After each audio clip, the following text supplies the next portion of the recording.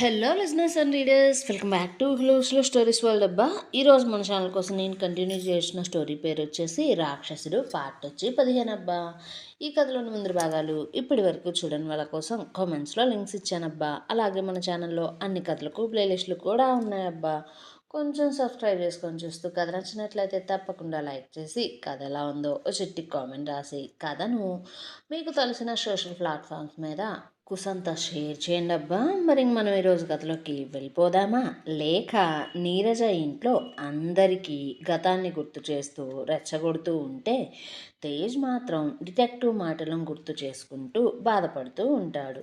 ఇంకోవైపు నిరుపం రాత్రి నీరజ గదికి వచ్చి ఆమెను అదే ఇంట్లో ఉన్న పై ఫ్లోర్కి తీసుకుపోయి తన తండ్రిని అతని పరిస్థితిని చూపిస్తూ ఉంటే నీరజ అదంతా చూసి తన కుటుంబం వల్ల కొన్ని పొరపాట్లు జరిగాయి అంటూ ఆమెకు తెలిసింది చెప్పబోతూ ఉంటే నిరుపం ఆ మాటకు కోపంతో నీరజ గొంతు పట్టుకుని వత్తుతూ ఈ తప్పులన్నీ నీకు పొరపాట్లలా కనిపిస్తున్నాయా అంటూ ఉంటే అప్పుడే ఆ ఫ్లోర్లో లైట్ వెలగడం ఉష గమనించి కంగారుగా పైగదికి వస్తూ ఉంటే నిరుపం ఆమె అడుగుల శబ్దానికి నీరజ గొంతు వదిలేసి తన తండ్రి దగ్గరికి వెళ్ళి అతనిని కేర్ చేస్తున్నట్లుగా నటిస్తూ ఉన్నాడు. నీరజ తన పరిస్థితి కొంచెం సరిచేసుకుంటూ జుట్టును డ్రెస్ను సర్దుకుంటూ ఉంది. ఇంతలో ఉష వచ్చి ఆ గదిలో చూడగా వారక్కడ ఆ సమయంలో ఉండడాన్ని చూసి తన ఆనందమంతా ఆవిరైపోయినట్లు ముఖం పెట్టుకొని కొంచెం దిగులుగా ఏంట్రా ఈ సమయంలో మీరిద్దరూ ఇక్కడున్నారు అంటూ అడగగానే నిరుపం తన తల్లి డిసప్పాయింట్మెంట్ని చూస్తూ ఏంటమ్మా నువ్వు నాన్న కోమా నుంచి బయటికి వచ్చాడేమోననుకుని ఇలా కంగారుగా వచ్చావా?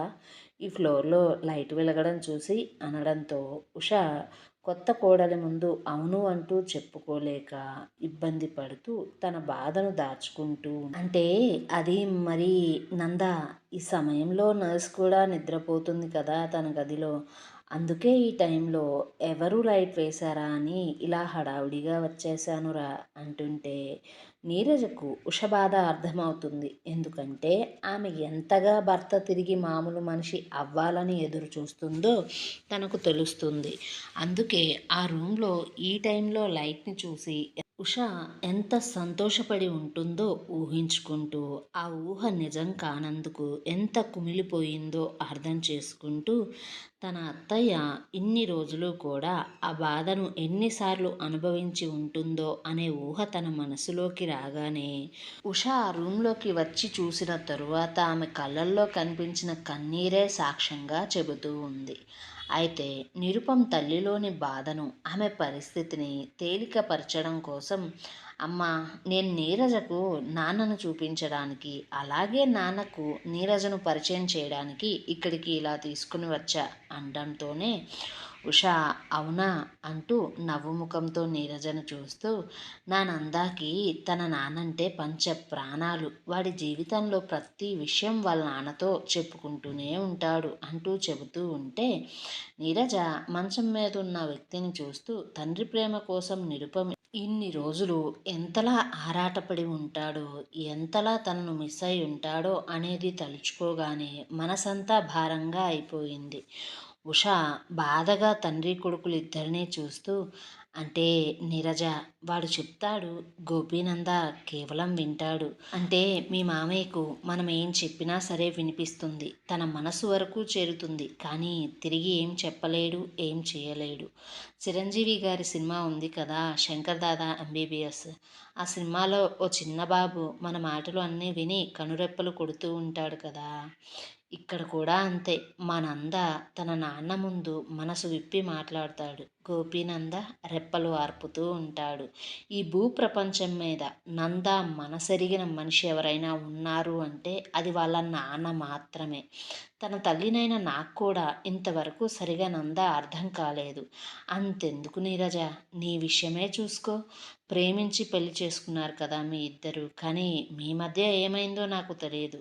నువ్వు భార్యవే కాదు అంటూ రచ్చ రచ్చ చేశాడు. ఇప్పుడేమో ఇదిగో నీ కోడలు అంటూ తన తండ్రి దగ్గరకు తీసుకుని వచ్చి చూపిస్తూ ఉన్నాడు. ఏంటో వీడి ఆలోచనలు, వీడి అభిప్రాయాలు, వీడి ఉద్దేశాలు అంటూ ఉంటే ఇంతలోనే నంద మాట్లాడుతూ, అమ్మా ఇక్కడ నుంచి నాన్న బాధ్యత అంతా కూడా నీరజే చూసుకుంటుంది. నువ్వు రేపటి నుంచి ఇక మీదట రిలాక్స్ అవ్వు. రేపు సాయంత్రం కల్లా నాన్నను కింద ఫ్లోర్కి తీసుకుని వస్తా. శౌర్య రూమ్ని మెడికల్ రూమ్గా మారుస్తా. కింద ఉన్న రూమ్స్లోకెల్లా అదైతే వెంటిలేషన్ బాగుంటుంది. వాడు వేరే రూమ్ చూసుకుంటాడు అంటూ ఉంటే ఉష అదంతా విని, అరే తనకు ఇలాంటి అలవాటు ఉందో లేదోరా, రాగానే ఇంత పెద్ద బాధ్యత తన మీద పెడుతున్నా, ఇది పద్ధతి కాదు కదా అంటూ మాట్లాడుతూ ఉంటే నంద తన తల్లికి ఏదో చెప్పబోతూ ఉంటే నీరజ మాత్రం వారిద్దరినీ చూస్తూ, అత్తయ్య తను మా మామయ్య అంటే నాకు తండ్రితో సమానం కాబట్టి మీరు ఏమీ బాధపడకండి. నిరుపం చెప్పినట్లుగా మామయ్య బాధ్యత ఇక మీదట నేనే చూసుకుంటా. తన పనులన్నీ నేనే దగ్గరుండి చేస్తా అంటూ చెప్పడంతో ఉషకు ఎందుకు ఆ సమయంలో ఆ మాటలు కొంచెం ఆనందాన్ని కలిగించాయి. అప్పటికే సమయం చాలా గడిచిపోవడంతో ఉష, సరేరా ఇక పదండి టైం చాలా అయిపోయింది అంటూ ఉంటే నంద మాత్రం, అమ్మ నేను నాతోనే ఉంటా, నువ్వు నీరజ కిందకు వెళ్ళిపోండి అంటూ మొండిగా వారెంత చెబుతున్నా వినకుండా వారిని కిందికి పంపించేసి తన తండ్రిని చూడగా అతను కళ్ళు తెరిచి శూన్యంలోకి చూస్తూ ఉన్నట్లుగా చూపంతా పైకే ఉంది. అతని పక్కనే కూర్చున్న నిరుపం తండ్రి చేతిని తన చేతిలోకి తీసుకుని గట్టిగా పట్టుకుని గతాన్ని గుర్తు చేసుకుంటూ, నాన్న నువ్వు నేను చనిపోయాం అనుకున్న వాళ్లకు తెలియని విషయం ఏంటంటే ఆ ఇంటి పిల్ల ఇప్పుడు నా భార్య, అలాగే నీకు పని మనిషి. ఒకవేళ రేపటి రోజున వాళ్ళకు విషయం తెలిసినా సరే వాళ్ళు పీకేదేమీ లేదు. ఎందుకంటే నీరజ నన్ను వదిలి అక్కడికి పోతా అంటే నేనేం చేస్తానో నీరజకు బాగా తెలుసు. ఆ ఇంటి మొత్తాన్ని వల్లకాడు చేసేస్తా అంటూ నంద తన తండ్రి అయిన గోపీనందతో మాట్లాడుతూ ఉంటే ఇంతలోనే నిరుపం ఫోన్ మోగింది. చేసింది ఎవరో తెలిసిన నంద కనుబొమ్మలు నెంబర్ చూసి అనుమానంగా ముడిపడ్డాయి. అంతలోనే అతని పెదవుల మీదకు చిన్న చిరునవ్వు వచ్చి చేరింది. దాంతో ఆ నవ్వుతోనే ఫోన్ తీసి, చెప్పండి డీజీపీ గారు అంటుంటే అవతలి నుంచి కొంచెం ఇబ్బందిగా, మీరే చెప్పాలి నందా అన్న మాటలు వినపడగానే నంద తన అనుమానం నిజమైనందుకు చిన్న స్మైల్తో, ఏంటి సార్ ఎవరైనా నా మీద, అదే అంటే నా కుటుంబం మీద కేసు పెట్టారా అంటూ అడగగానే డీజీపీ, అవును నందా, నీరజ అనే అమ్మాయి కనిపించట్లేదు అంటూ మీ కుటుంబం మీద అనుమానం ఉంది అంటూ కేసు పెట్టారు. తీరా పోలీసులు ఎంక్వైరీ మొదలు పెడితే మీ లవ్ మ్యాటర్ బయటపడింది. అంతేకాదు మీరు గుడిలో చేసుకున్న పెళ్లి విషయం కూడా తెలిసింది. దాంతో అక్కడితో ఎంక్వైరీ ఆపేశారు. ఈ కేసులో నువ్వు ఇన్వాల్వ్ అయ్యావని తెలిసి, అలాగే నీ బిజినెస్ల గురించి, సిటీలో నీకున్న పలుకుబడి గురించి, అలాగే నువ్వెలాంటి వాడివో తెలుసుకుని విషయం పెద్దదవుతుంది అనుకుంటూ నా దగ్గరికి తీసుకుని వచ్చారు. సో నేను కూడా ఆ విషయం మీదే మీకు ఫోన్ చేశా అంటూ చెప్పడంతో నిరుపం, అవును సార్ అదంతా నిజమే, కానీ ఈ నిజాన్ని అప్పుడే వాళ్ళకు తెలిసేలా చేయొద్దు. నాకు 2 రోజుల సమయం కావాలి. మీరే మీ పోలీసులకు ఏదో ఒకటి చెప్పి మేనేజ్ చేయండి. ఈ రోజు నుంచి 2 రోజులు ముగిసిన తర్వాత వాళ్ళకు విషయం తెలిసేలా చేయండి. ఈలోపు నేను చేయవలసిన కొన్ని ఇంపార్టెంట్ అయిన పనులున్నాయి. సో వాటిని నేను పూర్తి చేసుకుంటా. నాకు ఈ చిన్న ఫేవర్ చేయండి. మీరిప్పటి వరకు నా వల్ల చాలాసార్లు చాలా విషయంలో సాయం పొందారు.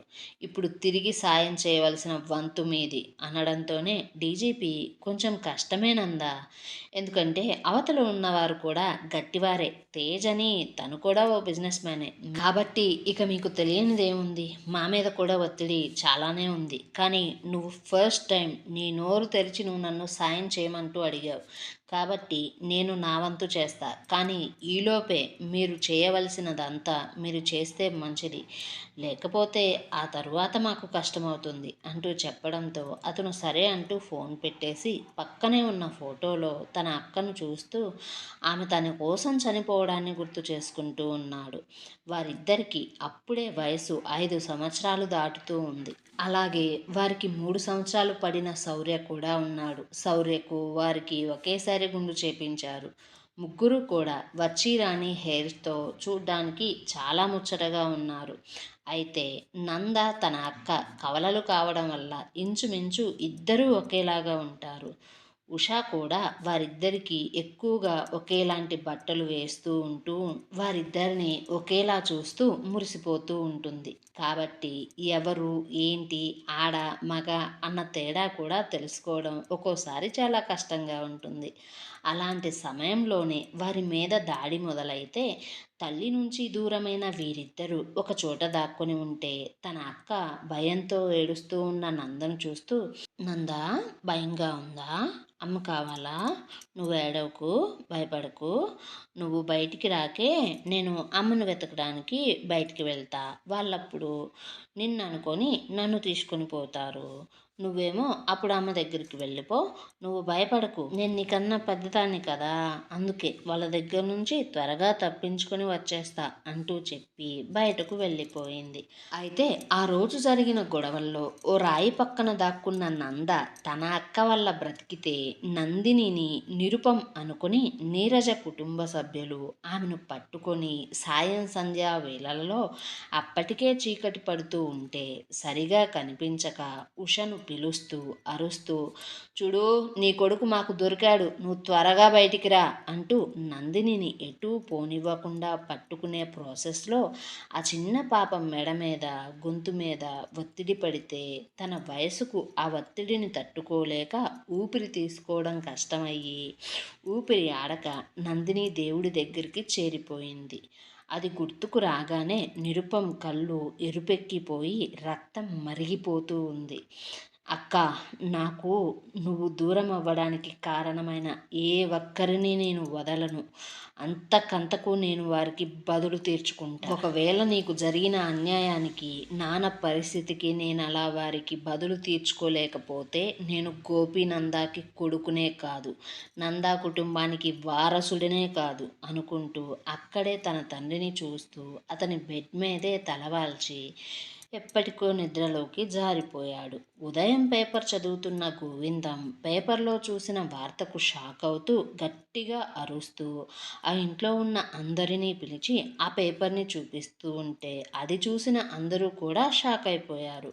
వాళ్ళు అసలు చూస్తుంది నిజమా కాదా అనే డైలమాలో కూడా పడిపోయారు. ఇంకోవైపు నిరుపం ఇంట్లో అప్పుడే వాచ్మెన్ గేటు దగ్గర ఉన్న న్యూస్ పేపర్స్ అన్నిటినీ తీసుకొని ఆ ఇంట్లోకి తీసుకుని వచ్చి పని మనిషికి ఇచ్చి వెళ్ళిపోయాడు. అది చూసిన నీరజ మనసులో భయపడుతూ నేను చేసిన ప్లాన్కి ఏం జరిగినా సరే ఈ ఇంటి నుంచి అయితే బయటకు వెళ్ళను, అలాగే ఇక్కడ జరగబోయే పరిణామాలలో ఎవ్వరికీ కూడా ఎలాంటి నష్టం జరగకుండా చూసుకో స్వామి, అలాగే జరిగే పరిణామాలన్నీ ఎదుర్కొనే మనోధైర్యాన్ని నాకు ప్రసాదించు స్వామి అంటూ నీరజ భగవంతుణ్ణి ప్రార్థిస్తూ ఉంది.